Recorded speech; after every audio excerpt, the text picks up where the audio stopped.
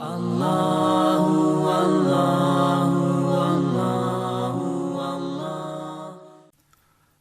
الاعراف کی آیت نمبر 152 152 سورہ اعراف کا 19واں رکوع اور 9ویں پارے کا 9واں رکوع۔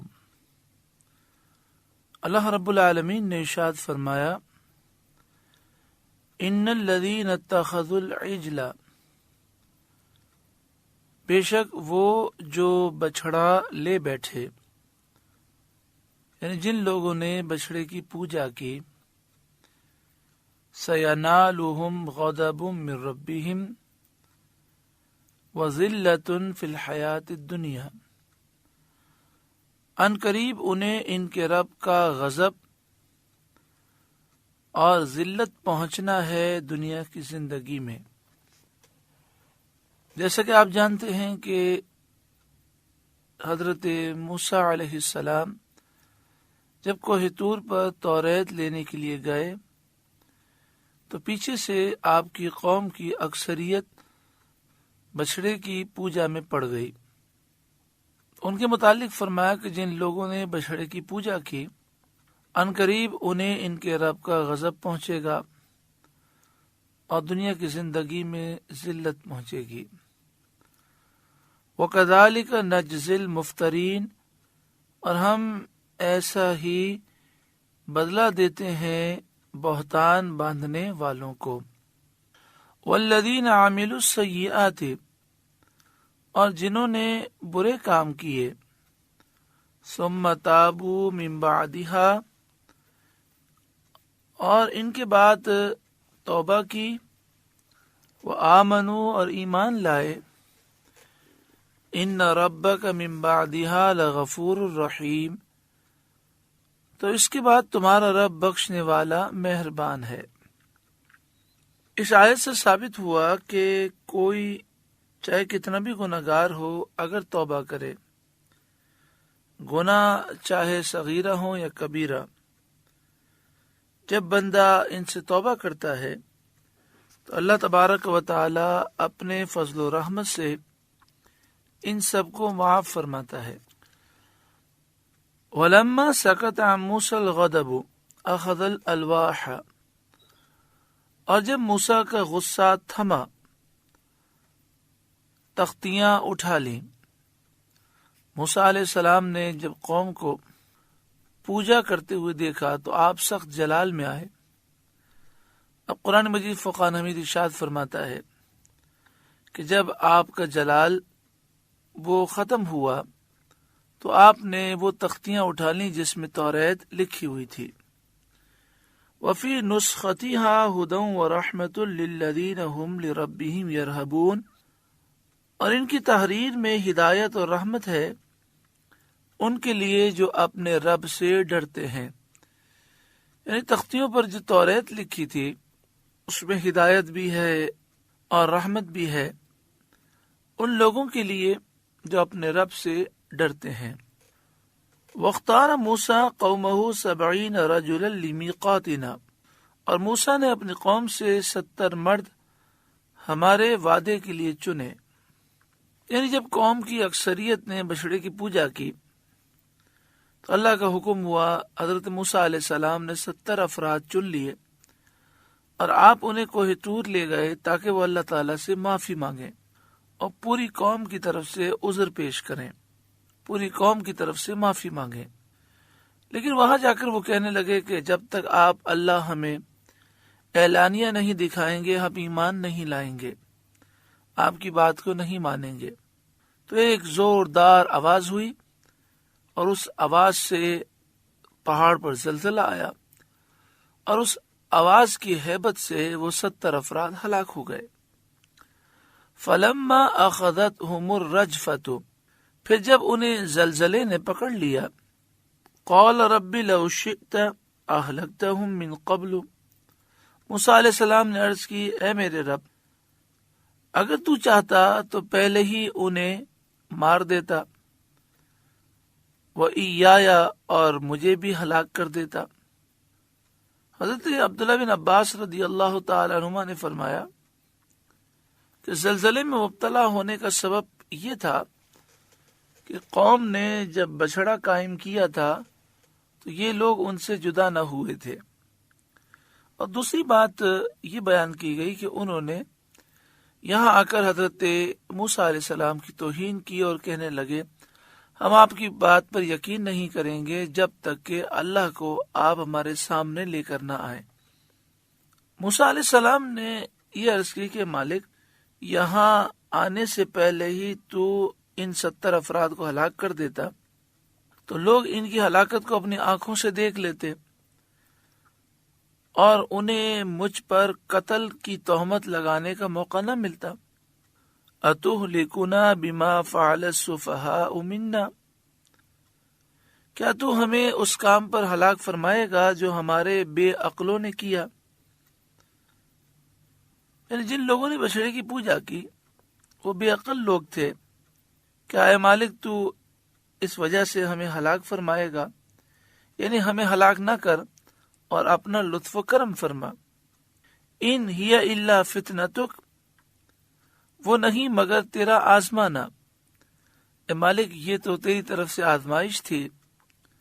تضل بہا من تشاء و تہدی من تشاء، تو اس سے گمراہ کرے جسے چاہے اور راہ دکھائے جسے چاہے۔ انت ولینا، تو ہمارا مولا ہے۔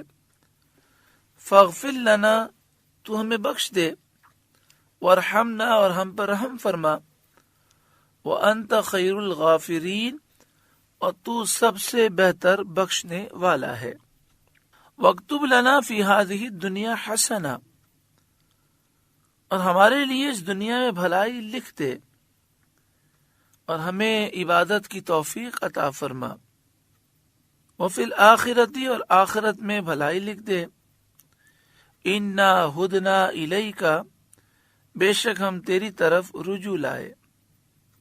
قال، اللہ تعالی نے موسیٰ علیہ السلام سے فرمایا، عذابی اصیب بہ من اشاء، میرا عذاب میں جسے چاہوں دوں گا۔ ورحمتی وسعت کل شیء، اور میری رحمت ہر چیز کو گھیرے ہوئے ہے۔ مجھے اختیار ہے، سب میرے مملوک اور بندے ہیں، کسی کو اعتراض کا حق حاصل نہیں، اعتراض کی مجال نہیں۔ دنیا میں میری رحمت نیک کو بھی پہنچتی ہے اور بد کو بھی پہنچتی ہے، اور آخرت میں میری رحمت اسے ملے گی جو نیک ہوگا، جس کا خاتمہ ایمان پر ہوا ہوگا۔ جس کا خاتمہ کفر پر ہوا وہ آخرت میں رحمتوں سے محروم ہوگا۔ فَسَأَكْتُبُهَا لِلَّذِينَ يَتَّقُونَ، تو ان قریب میں آخرت کی نعمتوں کو ان کے لیے لکھ دوں گا جو متقی پرہیزگار ہیں۔ وَيُؤْتُونَ الزَّكَاةَ، اور زکوٰۃ دیتے ہیں۔ وَالَّذِينَ هُمْ بِآيَاتِنَا يُؤْمِنُونَ، اور وہ ہماری آیتوں پر ایمان لاتے ہیں۔ یعنی فرمایا دنیا کی نعمتیں تو نیک و بد دونوں کو ملی ہیں، آخرت کی نعمتیں ان کے لیے میں لکھ دوں گا جو متقی پرہیزگار ہیں، زکوٰۃ دیتے ہیں، اللہ کی آیتوں پر ایمان لاتے ہیں، ان کے لیے یہ نعمتیں لکھوں گا آخرت کی۔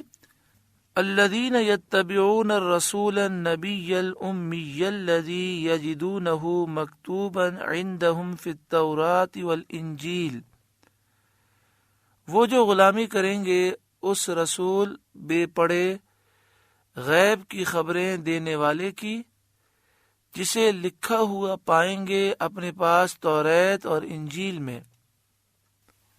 الذین، وہ لوگ، یتبعون الرسول، جو غلامی کریں گے اس رسول کی، النبی، جو غیب کی خبریں دینے والے ہیں، الامیہ، جو بے پڑھے ہیں، الذی یجدونہ، مکتوباً جسے لکھا وہ پائیں گے، عندہم فی التوراۃ والانجیل اپنے پاس توریت انجیل میں۔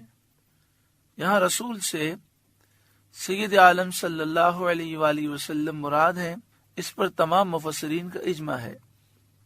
آپ کا ذکر رسالت کے وصف سے فرمایا گیا کیونکہ آپ اللہ اور اس کی مخلوق کے درمیان واسطہ ہیں، فرائض رسالت ادا فرماتے ہیں، اللہ کے اوامر و نہی، شرائع اور احکام اس کے بندوں کو پہنچاتے ہیں۔ اس کے بعد آپ کی توصیف میں نبی فرمایا گیا۔ اس کا ترجمہ اعلی حضرت امام اہل سنت نے غیب کی خبریں دینے والے فرمایا، اور یہ نہایت ہی صحیح ترجمہ ہے، کیونکہ نبا خبر کو کہتے ہیں جو مفید علم ہو اور شائبہ کذب سے خالی ہو، یعنی ایسی خبر جو علم کا فائدہ دے اور اس میں جھوٹ کا شبہ نہ ہو۔ قرآن پاک میں یہ لفظ اس معنی میں بکثرت استعمال ہوا ہے۔ ایک جگہ ارشاد فرمایا قل هو نبأ عظیم، آپ فرمائیے یہ بڑی خبر ہے۔ ایک جگہ فرمایا تلک من انباء الغیب نوحیہا الیک، یہ غیب کی خبریں ہیں جو ہم آپ کی طرف وحی کرتے ہیں۔ ایک جگہ فرمایا فلما انبأہم باسمائہم، پھر جب آدم علیہ السلام نے فرشتوں کو ان ناموں کی خبر دے دی۔ اور بکثرت آیات میں یہ لفظ اس معنی میں آیا ہے۔ پھر یہ لفظ نبی یا فاعل کے معنی میں ہوگا یا مفعول کے معنی میں۔ پہلی صورت میں نبی کے معنی ہیں غیب کی خبریں دینے والے، اور دوسری صورت میں نبی کے معنی ہوں گے غیب کی خبریں دیے ہوئے، اور دونوں معنی کو قرآن مجید فقار حمید سے تائید پہنچتی ہے۔ یعنی قرآن مجید فقار حمید کی آیات سے یہ ثابت ہوتا ہے کہ پیارا آقا صلی اللہ علیہ وآلہ وسلم غیب کی خبریں دینے والے ہیں، اور آپ کو غیب کی خبریں دی گئی ہیں، آپ غیب کا علم رکھتے ہیں۔ تفسیر خازن میں ہے کہ آپ کے وصف میں نبی فرمایا، کیونکہ نبی ہونا اعلیٰ اور اشرف مراتب میں سے ہے، اور یہ اس بات پر دلالت کرتا ہے کہ آپ اللہ کے نزدیک بہت بلند درجے رکھنے والے اور اس کی طرف سے خبر دینے والے ہیں۔ امی کا ترجمہ اعلی حضرت امام اہل سنت نے بے پڑھے فرمایا۔ یہ ترجمہ بالکل حضرت عبداللہ بن عباس رضی اللہ تعالی عنہما کے ارشاد کے مطابق ہے، اور یقیناً امی ہونا آپ کے معجزات میں سے ایک معجزہ ہے کہ دنیا میں کسی سے پڑھے نہیں، اور کتاب وہ لائے جس میں اولین اور آخرین اور غیبوں کے علوم ہیں۔ آگے ارشاد فرمایا الذی یجدونہ مکتوبا عندہم فی التوراۃ والانجیل، جسے لکھا وہ پائیں گے اپنے پاس توریت انجیل میں، یعنی توریت انجیل میں آپ کی نعت، آپ کی صفت، آپ کی نبوت لکھی پائیں گے۔ حضرت عطا بن یسار نے حضرت عبداللہ بن عمر رضی اللہ تعالی عنہ سے سید عالم صلی اللہ علیہ وآلہ وسلم کے وہ اوصاف دریافت کیے جو توریت میں لکھے ہوئے ہیں۔ انہوں نے فرمایا کہ حضور صلی اللہ علیہ وآلہ وسلم کہ جو اوصاف قرآن کریم میں آئے ہیں انہی میں سے بعض اوصاف توریت میں لکھے ہوئے ہیں۔ اس کے بعد انہوں نے پڑھنا شروع کیا، اے نبی ہم نے تمہیں بھیجا شاہد و مبشر، نذیر اور امیوں کا نگہبان بنا کر، تم میرے بندے اور میرے رسول ہو، میں نے تمہارا نام متوکل رکھا، نہ بد اخلاق ہو نہ سخت مزاج ہو، نہ بازاروں میں آواز بلند کرنے والے، نہ برائی سے برائی کو دفع کرو، یعنی آپ صلی اللہ علیہ وآلہ وسلم برائی کا بدلہ برائی سے نہیں دیتے، لیکن خطا کاروں کو معاف کرتے ہو اور ان پر احسان فرماتے ہو۔ اللہ تعالیٰ تمہیں نہ اٹھائے گا جب تک کہ تمہاری برکت سے غیر مستقیم ملت کو اس طرح راست نہ فرما دے کہ لوگ صدق و یقین کے ساتھ لا الہ الا اللہ محمد رسول اللہ پکارنے لگیں، اور تمہاری بدولت اندھی آنکھیں روشن ہوں گی، بہرے کان سننے لگیں گے، اور پردوں میں لپٹے ہوئے دل کشادہ ہو جائیں گے۔ حضرت کعب احبار سے حضور صلی اللہ علیہ وآلہ وسلم کی صفات میں توریت شریف کا یہ مضمون بھی منقول ہے کہ اللہ تعالیٰ نے آپ کی صفت میں فرمایا کہ میں انہیں ہر خوبی کے قابل کروں گا، ہر خلق کریم عطا فرماؤں گا، اطمینان قلب و وقار کو ان کا لباس بناؤں گا، طاعت و احسان کو ان کا شعار کروں گا، تقوی کو ان کا ضمیر اور حکمت کو ان کا راز، اور صدق و وفا کو ان کی طبیعت، اور عفو و کرم کو ان کی عادت، اور عدل کو ان کی سیرت، اور اظہار حق کو ان کی شریعت، اور ہدایت کو ان کا امام، اور اسلام کو ان کی ملت بناؤں گا۔ احمد ان کا نام ہے، خلق کو ان کے صدقے میں گمراہی کے بعد ہدایت اور جہالت کے بعد علم و معرفت اور گمنامی کے بعد رفعت و منزل عطا کروں گا، اور انہی کی برکت سے قلت کے بعد کثرت، فقر کے بعد دولت، تفرقے کے بعد محبت عنایت کروں گا۔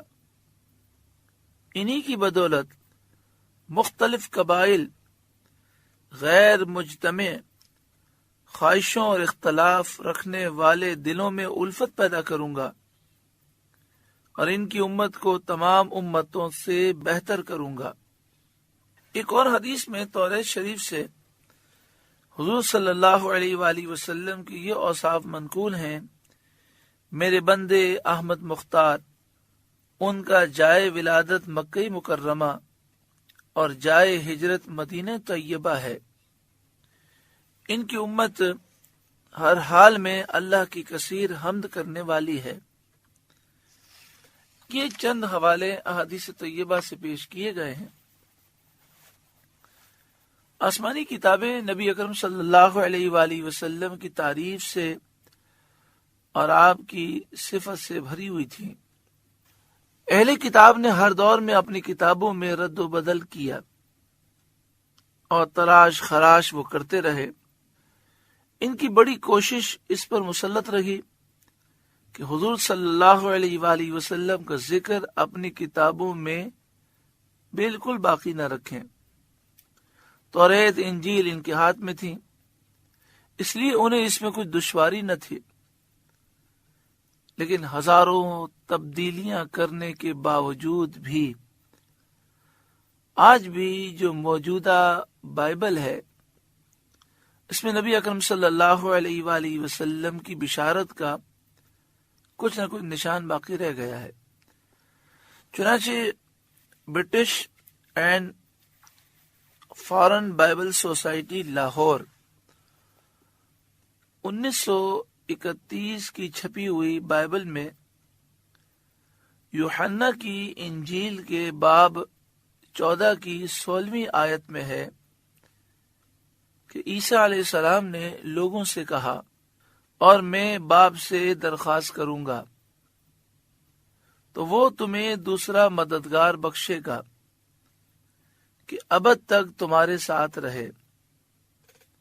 لفظ مددگار پر حاشیہ ہے اور اس میں اس کے معنی وکیل یا شفیع لکھے۔ تو حضرت عیسیٰ علیہ السلام کے بعد ایسا آنے والا جو شفیع ہو اور ابد تک رہے، یعنی اس کا دین کبھی منسوخ نہ ہو، سید عالم صلی اللہ علیہ وآلہ وسلم کے سوا اور کون ہے؟ پھر 29ویں آیت میں ہے، اور اب میں نے تم سے اس کے ہونے سے پہلے کہہ دیا ہے تاکہ جب ہو جائے تو تم یقین کرو، اس کے بعد میں تم سے بہت سی باتیں نہ کروں گا، کیونکہ دنیا کا سردار آتا ہے اور مجھ میں اس کا کچھ نہیں۔ دیکھیں اس میں کیسی صاف بشارت ہے۔ حضرت مسیح علیہ السلام نے اپنی امت کو حضور صلی اللہ علیہ وآلہ وسلم کی ولادت کا کیسا منتظر بنایا اور کیسا شوق دلایا ہے، اور دنیا کا سردار، یہ تو سید عالم کا ترجمہ ہے، اور یہ فرمانا کہ مجھ میں اس کا کچھ نہیں، حضور صلی اللہ علیہ وآلہ وسلم کی عظمت کا اظہار اور حضور کے دربار میں اپنا کمال ادب و انکسار ہے۔ پھر اسی کتاب کے باب 16 کی 7ویں آیت ہے، لیکن میں تم سے سچ کہتا ہوں کہ میرا جانا تمہارے لیے فائدہ مند ہے، کیونکہ اگر میں نہ جاؤں تو وہ مددگار تمہارے پاس نہ آئے گا، لیکن اگر جاؤں گا تو اسے تمہارے پاس بھیج دوں گا۔ اب دیکھیں اس میں حضور صلی اللہ علیہ وآلہ وسلم کی بشارت کے ساتھ اس کا بھی صاف اظہار ہے کہ حضور صلی اللہ علیہ وآلہ وسلم خاتم الانبیاء ہیں، آخری نبی ہیں۔ آپ صلی اللہ علیہ وآلہ وسلم کا ظہور جب ہی ہوگا جب حضرت عیسیٰ علیہ السلام بھی تشریف لے جائیں۔ اس کی 13ویں آیت ہے، لیکن جب وہ یعنی سچائی کا روح آئے گا تو تم کو تمام سچائی کی راہ دکھائے گا، اس لیے کہ وہ اپنی طرف سے نہ کہے گا، لیکن جو کچھ سنے گا وہی کہے گا اور تمہیں آئندہ کی خبریں دے گا۔ اس آیت میں بتایا گیا کہ سید عالم صلی اللہ علیہ وسلم کی آمد پر دین الہی کی تکمیل ہو جائے گی، اللہ کا دین مکمل ہو جائے گا۔ الیوم اکملت لکم دینکم، آج کے دن میں نے تمہارے لیے تمہارا دین مکمل کر دیا۔ یہ قرآن مجید فرقان حمید کا فرمان ہے، اور آپ سچائی کی راہ یعنی دین حق کو مکمل کر دیں گے۔ اس سے یہی نتیجہ نکلتا ہے کہ ان کے بعد کوئی نبی نہ ہوگا، اور یہ کلمہ کہ اپنی طرف سے نہ کہے گا، جو کچھ سنے گا وہی کہے گا، یہ وما ينطق عن الهوى ان هو الا وحی یوحی کا ترجمہ ہے۔ یہ محبوب اپنی خواہش سے کچھ نہیں کہتے، وہی کہتے ہیں جو وحی الہی ہوتی ہے۔ اور یہ جملہ کہ تمہیں آئندہ کی خبریں دے گا، اس میں صاف بیان ہے کہ وہ نبی کریم صلی اللہ علیہ وآلہ وسلم غیبی علوم سکھائیں گے، جیسا کہ قرآن مجید فرقان حمید میں فرمایا یعلمکم ما لم تکونوا تعلمون، وہ تمہیں سکھاتے ہیں جو تم نہیں جانتے تھے۔ وما هو علی الغیب بضنین، یہ نبی غیب بتانے میں بخیل نہیں۔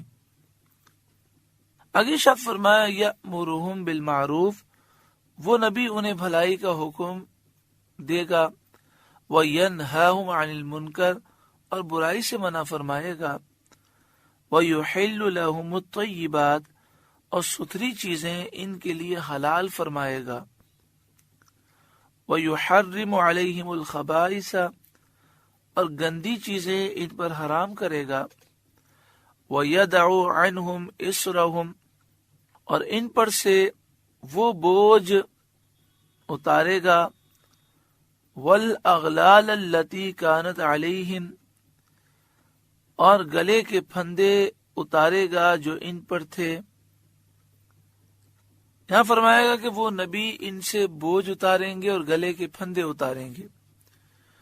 بوجھ سے مراد سخت تکلیفیں، جیسا کہ انہیں حکم تھا کہ اگر انہوں نے کفر کر لیا، آپ کفر سے توبہ کرنا چاہتے ہیں تو اپنے آپ کو قتل کر دیں، قتل کے لیے پیش کر دیں۔ اگر کسی عضو سے گناہ صادر ہوا گناہ سے توبہ کرنے کا طریقہ یہ ہے کہ وہ اس عضو کو کاٹ دیں۔ اسی طرح بہت مشکل احکام ان پر تھے کہ بدن یا کپڑے کے جس مقام کو گندگی لگ جائے اس کو کینچی سے کاٹ دو، جہاد میں جو مال غنیمت ملے اسے جلا دو، اور جب وہ گناہ کرتے تو صبح ان کے مکان کے دروازوں پر گناہ ظاہر ہو جاتے، تو یہ نبی وہ بوجھ اور وہ گلے کے پھندے اتار دیں گے۔ فالذین آمنوا بہ، تو وہ لوگ جو اس نبی پر ایمان لائیں گے، وعزروہ، اور اس کی تعظیم کریں گے، ونصروہ، اور اس کی مدد کریں گے، واتبعوا النور الذی انزل معہ، اور اس نور کی پیروی کریں گے جو ان کے ساتھ اتارا جائے گا، اولئک هم المفلحون، وہی بامراد ہوں گے۔ یعنی جو لوگ نبی اکرم صلی اللہ علیہ وآلہ وسلم کی تعظیم کریں گے، مدد ان کے دین کو دیں گے اور قرآن کی پیروی کریں گے، وہی لوگ کامیاب ہوں گے۔ کتنا پیارا رکوع ہے کہ اس میں نبی آخر الزماں کا ذکر ہے، اور یہ اس وقت ذکر کیا گیا جب حضرت موسیٰ علیہ السلام پر وحی نازل ہوئی، آپ کے سامنے 70 افراد ہلاک ہو گئے اور آپ کی دعا سے دوبارہ زندہ ہوئے۔ یعنی حضور کی آمد سے سینکڑوں سال پہلے ذکر مصطفیٰ کیا گیا، اور مصطفیٰ کریم صلی اللہ علیہ وآلہ وسلم کی شان اللہ تعالیٰ نے بیان فرمائی۔ اللہ تعالیٰ ہمیں حضور صلی اللہ علیہ وآلہ وسلم کی محبت عطا فرمائے، اور تادم حیات قبر میں بھی اور آخرت میں بھی ہمیں ذکر مصطفیٰ کرنے کی توفیق عطا فرمائے۔ اللہ